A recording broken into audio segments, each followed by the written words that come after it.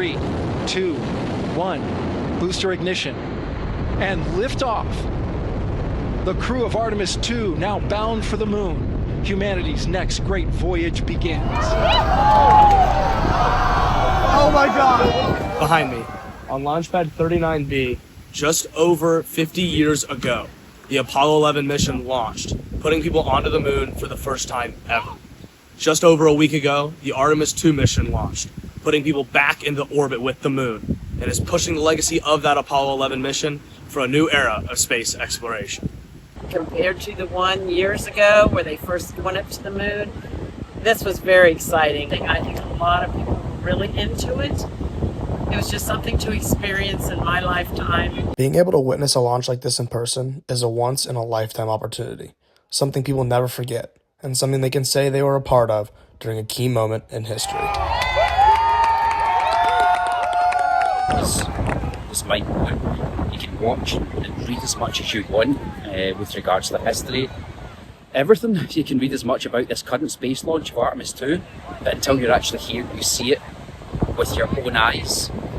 You just can't take in. You don't believe the gravity of the situation. I was around when Challenger exploded when I was in 6th grade, so to see this live, it was kind of surreal. And it means a lot to see that we're still trying to get on the cutting edge of some space travel exploration. Honestly, when we came to the beach, I didn't know anything about the launch, but watching it, it was cool. And just watching it go up and seeing all the flames and smoke, it was just a cool thing to react to. Moments like this bring excitement, but it's also reflection, with missions like the Challenger and Apollo 1 that were devastating accidents. It allows us to see how important a mission like this is and why it takes so long for preparation, as it affects the future and the safety of astronauts. It's really exciting to hear that it's about the astronauts going into deep space to take metrics for future astronaut and space travel missions. I really think it's the next step. There's a lot of kids out here on the beach. There's a lot of families, and it's really the next step for maybe the United States as we travel back around the moon and possibly farther missions in the future. As the crew completes their journey around the moon and returns to Earth, missions like this are shaping the future of space exploration, from returning humans to the moon to building long-term bases and eventually sending astronauts to Mars.